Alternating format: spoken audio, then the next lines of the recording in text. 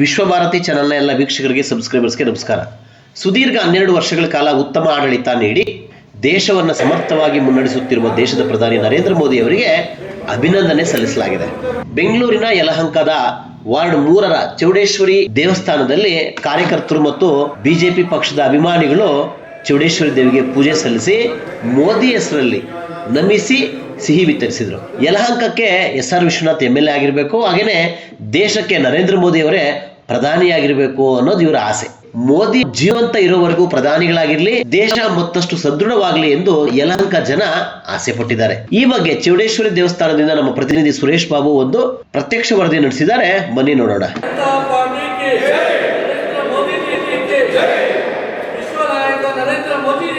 ದೇಶ ಕಂಡಂತಹ ಶ್ರೇಷ್ಠ ಪ್ರಧಾನಿಗಳಲ್ಲಿ ನರೇಂದ್ರ ಮೋದಿಯವರು ಅತಿ ಹೆಚ್ಚು ಕಾಲ ದೇಶವನ್ನು ಆಳಿದಂತಹ ಪ್ರಧಾನಿ ಎಂಬ ಹೆಗ್ಗಳಿಕೆಗೆ ಇವತ್ತು ಪಾತ್ರರಾಗಿದ್ದಾರೆ. 12 ವರ್ಷ ಒಂದೇ ದಿನಕ್ಕೆ ನರೇಂದ್ರ ಮೋದಿಯವರು ಕಾಲಿಟ್ಟಿರುವಂಥದ್ದು. ಈ ನಿಟ್ಟಿನಲ್ಲಿ ಯಲಹಂಕ ವಿಧಾನಸಭಾ ಕ್ಷೇತ್ರದ ಚೌಡೇಶ್ವರಿ ದೇವಸ್ಥಾನದಲ್ಲಿ ಬಿಜೆಪಿ ಕಾರ್ಯಕರ್ತರು ಮತ್ತು ಮೋದಿ ಅಭಿಮಾನಿಗಳು ಚೌಡೇಶ್ವರಿ ವಾರ್ಡು, ಕಾಮಾಕ್ಷಮ್ಮ ವಾರ್ಡು ಮತ್ತು ಕೆಂಪೇಗೌಡ ವಾರ್ಡ್ 3 ವಾರ್ಡ್ಗಳಿಗೆ ಸೇರಿರ್ತಕ್ಕಂಥ ನಾಯಕರುಗಳು, ವಾರ್ಡ್ ಒಂದೇ ಚೌಡೇಶ್ವರಿ ವಾರ್ಡ್ಗೆ ಸೇರಿರ್ತಕ್ಕಂಥ ಕಾರ್ಯಕರ್ತರು ಇಲ್ಲಿ ದೀಪ ಬೆಳಗಿ ಘೋಷಣೆ ಕೂಗಿ ಒಳ್ಳೆ ಆಡಳಿತ ನೀಡಲಿ ಬೇಡಿಕೆ ಇರ್ತಕ್ಕಂಥದ್ದು. ಈ ನಿಟ್ಟಿನಲ್ಲಿ ಪ್ರಮುಖರೇನಿದ್ದಾರೆ ಅವ್ರನ್ನೇ ಮಾತಾಡಿಸ್ತಕ್ಕಂಥ ಪ್ರಯತ್ನ ಮಾಡೋಣ.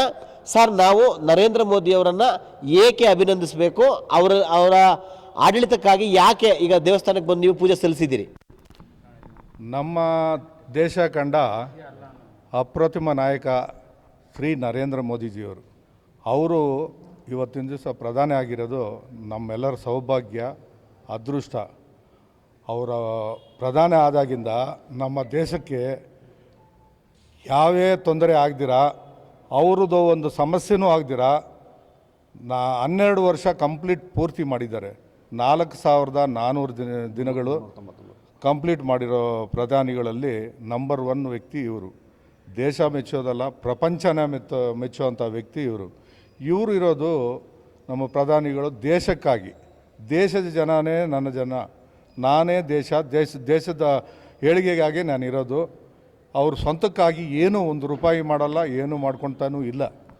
ದೇಶಕ್ಕಾಗೇ ದುಡಿತವ್ರೆ, ದೇಶಕ್ಕಾಗೇ ಮಾಡ್ತಾವ್ರೆ.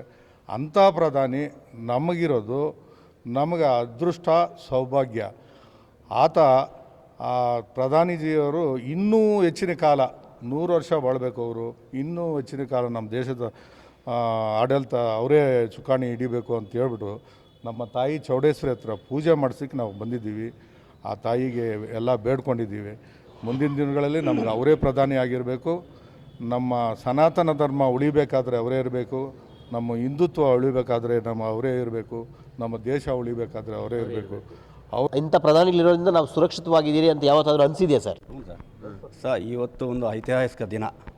ಯಾಕಂತಂದರೆ ನಮ್ಮ ಹೆಮ್ಮೆಯ ಪ್ರಧಾನಮಂತ್ರಿಗಳಾದ ಶ್ರೀ ನರೇಂದ್ರ ಮೋದಿಜಿಯವರು 12 ವರ್ಷನ ಆಳಿದ್ದಾರೆ. ಅಂದರೆ 4399 ದಿನ ಇವತ್ತಿಗೆ ಆಡಳಿತಾಗಿದೆ. ಮೊದಲು ಇದ್ದಂಥ ನಮ್ಮ ಜವಾಹರ್ಲಾಲ್ ನೆಹರು ಅವರು 4398 ಆಳಿದ್ದು. ಈಗ ನಮ್ಮ ನರೇಂದ್ರ ಮೋದಿಜಿಯವರು 4399 ದಿನ ಆಳಿದ್ದಾರೆ. ಇವತ್ತು ಅವರು ಇದರಿಂದ ನಮ್ಮ ಯಲಹಂಕ ಜನಪ್ರಿಯ ಶಾಸಕರಂತ ಎಸ್.ಆರ್. ವಿಶ್ವನಾಥ್ ಸರ್ ಅವರ ಆದೇಶದಂತೆ ನಮ್ಮ ದೇವಸ್ಥಾನದಲ್ಲಿ ಪೂಜೆ ಮಾಡಿಕೊಂಡು ನರೇಂದ್ರ ಮೋದಿ ಹೆಸರಲ್ಲಿ ಪೂಜೆ ಮಾಡಿ ಅವರಿಗೆ ಇನ್ನೂ ಹೆಚ್ಚಿನ ಆಯುಷು, ಆರೋಗ್ಯ, ಅಧಿಕಾರ, ಇನ್ನಷ್ಟು ದಿನ, ಇನ್ನಷ್ಟು ವರ್ಷ ಅವರೇ ಪ್ರಧಾನಿ ಆಗಿರಬೇಕಂತ ನಾವು ಕೋರ್ಕೊಂತ ಇವತ್ತು ಪೂಜೆ ಮಾಡ್ಕೊಂಡಿದ್ದೇವೆ. ಪೆಹಲ್ಗಾಮ್ ದುರಂತದ ನಂತರ ಯುದ್ಧ ಮಾಡಿದ್ದು ಸಾಕನ್ನಿಸ್ತಾ? ಆಪರೇಷನ್ ಸಿಂಧೂರ ಮುಂದುವರಿಬೇಕಿತ್ತ? ಸರ್, ನನ್ನ ಪ್ರಕಾರ ನಮಗೆ ಮೊದಲು 2014 ಮುಂಚೆ ಯಾವುದೇ ಒಂದು ಟೆರರಿಸ್ಟ್ ಅಟ್ಯಾಕ್ ಆಯಿತು ಅಂತಂದರೆ ಇಡೀ ಭಾರತದಲ್ಲಿ ನಮಗೆ ಭಯ ನಿರ್ಮಾಣ ಆಗ್ತಾಯಿತ್ತು. ಪ್ರತಿಯೊಂದು ಮನೆಯಲ್ಲೂ ಭಯದ ವಾತಾವರಣ ನಿರ್ಮಾಣ ಆಗ್ತಾಯಿತ್ತು. ಇವತ್ತೇನಾಗಿದೆ ಅಂತಂದರೆ 1 ಬಾಂಬ್ ಬಂದರೆ 10 ಬಾಂಬ್ ವಾಪಸ್ ಹೋಗ್ತಾ ಇದೆ. ಈ ಒಂದು ಭರವಸೆ ಇವತ್ತು ಭಾರತದಲ್ಲಿ ಬಂದಿದೆ ಅಂತಂದರೆ ಅದಕ್ಕೆ ವಿಶ್ವನಾಯಕ ನರೇಂದ್ರ ದಾಮೋದರ್ ಮೋದಿ ಅವರೇ ಕಾರಣ. ಸೊ ಆ ವ್ಯಕ್ತಿಗೆ ಇವತ್ತು ನಮ್ಮ ಇಡೀ 3ನೇ ವಾರ್ಡು ಚೌಡೇಶ್ವರಿ ವಾರ್ಡಲ್ಲಿ ಏನು ನಾವು ಕಾರ್ಯಕರ್ತರು ಮುಖಂಡರಿದ್ದೀವಿ, ಎಸ್.ಆರ್. ವಿಶ್ವನಾಥ್ ಅವರ ಆದೇಶದಂತೆ ಇವತ್ತು ಎಲ್ಲ ಮುಖಂಡರುಗಳು ಬಂದು ಎಲ್ಲ ದೇವಸ್ಥಾನಗಳಲ್ಲಿ, ಎಲ್ಲ ವಾರ್ಡ್ಗಳಲ್ಲಿ, ಇಡೀ ಯಲಹಂಕ ನಗರದಲ್ಲಿ ಎಲ್ಲ ವಾರ್ಡ್ಗಳಲ್ಲಿ, ಎಲ್ಲ ದೇವಸ್ಥಾನಗಳಲ್ಲಿ ಅವರಿಗೆ ವಿಶೇಷವಾದ ಪೂಜೆ ಸಲ್ಲಿಸಿ ಭಗವಂತ ಅವ್ರಿಗೆ ಇನ್ನಷ್ಟು ಆರೋಗ್ಯ, ಆಯಸ್ಸು, ಸುಖ, ಶಾಂತಿ, ನೆಮ್ಮದಿ ಕೊಡಲಿ, ಇನ್ನಷ್ಟು ಭಾರತವನ್ನು ಮುನ್ನಡೆಸೋ ಶಕ್ತಿ ಕೊಡಲಿ ಅಂತ ಕೇಳ್ಕೊತಾ ಇದ್ದೀವಿ. ಯಾವುದೇ ಕಾರಣಕ್ಕೂ ಯಾವುದೇ ಶತ್ರುಗಳು ನಮ್ಮ ಭಾರತವನ್ನು ಮುಟ್ಟಕ್ಕಾಗಲ್ಲ ಅಂತೇಳಿ ಈ ಸಂದರ್ಭದಲ್ಲಿ ನಾನು ಹೇಳಕ್ಕೆ ಇಷ್ಟಪಡ್ತೀನಿ ಸರ್. ಈಗ ಯಲಹಂಕಕ್ಕೆ ಎಸ್.ಆರ್. ವಿ ಅವರು ದೇಶಕ್ಕೆ ಪ್ರಧಾನಿಗಳು, ಒಪ್ತೀರಿ ಮಾತನ್ನ? 100% ಒಪ್ತೀರಿ ಸರ್. ಯಾಕಂತಂದರೆ ನಮ್ಮ ನರೇಂದ್ರ ಮೋದಿಜಿಯವರು 12 ವರ್ಷ ಆಡಳಿತದಲ್ಲಿ ಹಲವಾರು ನೀವು ನೋಡಿರ್ಬೇಕಾಗ ಎಷ್ಟು ಟ್ರಾನ್ಸ್ಪೋರ್ಟ್ ರೋಡ್ಗಳು ಮಾಡಿದ್ದಾರೆ, ಏರ್ಪೋರ್ಟ್ಗಳಾಗಿರ್ಬೋದು, ರೈಲ್ವೆ ಸ್ಟೇಷನ್ಗಳಾಗಿರ್ಬೋದು, ಆಮೇಲೆ ತ್ರಿಬಲ್ ತಲಾಕು, ಆಮೇಲೆ 360 ಏನು ಆರ್ಟಿಕಲ್ 360 ರದ್ದು ಮಾಡಿರೋದಾಗಿರ್ಬೋದು, ಆಮೇಲೆ 500 ವರ್ಷದ ಇತಿಹಾಸದ ನಮ್ಮ ರಾಮ ಮಂದಿರ ಈ ಜನ್ಮದಲ್ಲಿ ನಾವು ನೋಡಿದ್ದೀವಿ. ಅದಕ್ಕೆ ನಾವೆಲ್ಲರೂ ಕೂಡ ಪುಣ್ಯವಂತರಂತ ನಾನು ತಿಳ್ಕೊತೀನಿ. ಯಾಕಂತಂದರೆ ಅದು ನರೇಂದ್ರ ಮೋದಿ ಅವರಿಂದಲೇ ಸಾಧ್ಯ ಆಗಿರೋದು. ಆ ರೀತಿ ಇನ್ನೂ ಹಲವಾರು ಯೋಜನೆಗಳು ತಂದಿದ್ದಾರೆ ನರೇಂದ್ರ ಮೋದಿಜಿಯವರು. ಅಂಥ ಪ್ರಧಾನಿಯವ್ರನ್ನ ಪಡೆದಿರೋದು ನಮ್ಮ ಭಾರತ ದೇಶ ಪ್ರಜೆಗಳೆಲ್ಲ ಪುಣ್ಯ ಮಾಡಿರೋಂಥದ್ದು. ಯಾಕಂದರೆ ವ್ಯಾಕ್ಸಿನೇಷನ್ ಟೈಮಲ್ಲಿ ಬೇರೆ ದೇಶಗಳಲ್ಲಿ ಕೂಡ ನಾವು ವ್ಯಾಕ್ಸಿನೇಷನ್ ತಲುಪಿಸಿದ್ದೀವಿ. POKನ ಮತ್ತೆ ಆಕ್ಟಿವೇಟ್ ಮಾಡ್ಕೊಳ್ಳೋದು, ಅದು ಮಾಡಬೇಕು ಅಂತ ಆಸೆ ಇದೆಯಾ? ಹೌದು, ಇವತ್ತಿಲ್ಲ ನಾಳೆ POK ನಮ್ಮದೇನೆ. ಯಾಕಂತಂದರೆ ಅಲ್ಲಿನ ಜನಸಾಮಾನ್ಯರು ಕೂಡ ಇದು ಮೊದಲನೇ ಬಾರಿ ಅಲ್ಲ, ಇದಕ್ಕೂ ಮೊದಲು ಕೂಡ ದಂಗೆಯಾಗಿ ನಮ್ಮ ಭಾರತದ ಜೊತೆಯಲ್ಲಿ ಸೇರಿಸ್ಬೇಕಂತ ಕೂಡ ಇದು ಹಲವಾರು ರೀತಿ ಆಗಿದೆ. ಇವಾಗೂ ಕೂಡ ಅಲ್ಲಿ ರೊಚ್ಚಿಗೆದಿದ್ದಾರೆ. ಮತ್ತು ನಮಗೆ ಟಿ ವಿಯಲ್ಲಿ ನೋಡಿಸ್ತಾರೆ ಸುಮಾರು ಕಡಿಮೆ ಜನ ಸತ್ತಿದ್ದಾರೆ ಅಂತ. ಆದರೆ ನಾನಿರೋ ಕಾಲ 1000 ಗಟ್ಟಲೆ ಜನ ಸಾಯಿಸಿದ್ದಾರೆ ಅಂತ ಅಂದ್ಬಿಟ್ಟು ರಿಪೋರ್ಟ್ ಬರ್ತಾ ಇದೆ. ಇವತ್ತಿಲ್ಲ ನಾಳೆ POK ನಮ್ಮದು ಆಗೇ ಆಗ್ತದೆ. ಭಾಳ ಪ್ರಧಾನಮಂತ್ರಿಗಳು ಮೋದಿ ಅವರ ಕಾಲದಲ್ಲೇ ಅದಾದ್ರೆ ಇನ್ನೂ ಖುಷಿನಾ? 100% ಆಗೇ ಆಗ್ತದೆ. ನಮ್ಮ ಯೋಧರು ಆಗತ್ತೆ 100% ಆಗುತ್ತೆ.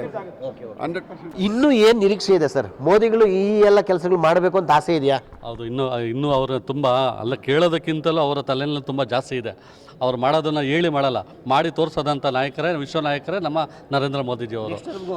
ನೆಕ್ಸ್ಟ್ ಅವರಿರೋವರೆಗೂ ಇದು ಒಂದು ಅಂದರೆ ಪ್ರಧಾನಿಗಳು ದೇಶವನ್ನು ಆಳಿದ್ದಾರೆ, ಅತ್ಯುತ್ತಮ ನಾಯಕ, ವಿಶ್ವ ನಾಯಕ ಆಗುವ ನಿಟ್ಟಿನಲ್ಲಿ ಮೋದಿಗಳ ಪ್ರಯತ್ನ ನಿರಂತರವಾಗಿ ನಡೀತಾ ಇದೆ. ಭಾರತ ವಿಶ್ವಗುರು ಆಗುವಂಥ ದಾಪುಗಾಲಿರ್ತಕ್ಕಂಥ ಸಂದರ್ಭದಲ್ಲಿ ಮೋದಿಗಳು 29ಕ್ಕೂ ಪ್ರಧಾನಿಗಳಾಗಲಿ ಮತ್ತು ಮುಂದೆ ಅವರು ಜೀವಂತವಾಗಿ ಇರೋವರೆಗೂ ಪ್ರಧಾನಮಂತ್ರಿಗಳಾಗಲಿ ಅಂತಕ್ಕಂಥ ಆಶಯ, ಈ ಆಸೆ ಈಡೇರಲಿ, ದೇಶ ಮತ್ತಷ್ಟು ಸದೃಢವಾಗಲಿ. ಶಶಾಂಕ್ ಜೊತೆ ಸುರೇಶ್ ಬಾಬು, ವಿಶ್ವಭಾರತಿ ಯಲಹಂಕ. ನೀವಿನ್ನೂ ಆರ್ಟ್ ವಿಶ್ವಭಾರತಿ 24 ಚಾನಲ್ನ ಸಬ್ಸ್ಕ್ರೈಬ್ ಮಾಡ್ಕೊಳ್ಳಿಲ್ಲ ಅಂದರೆ ಸಬ್ಸ್ಕ್ರೈಬ್ ಮಾಡ್ಕೊಳ್ಳಿ. ನಮ್ಮ ವಿಡಿಯೋ ಕಂಟೆಂಟ್ ಇಷ್ಟ ಆದರೆ ಲೈಕ್ ಮಾಡಿ, ಶೇರ್ ಮಾಡಿ, ಕಮೆಂಟ್ ಮಾಡಿ.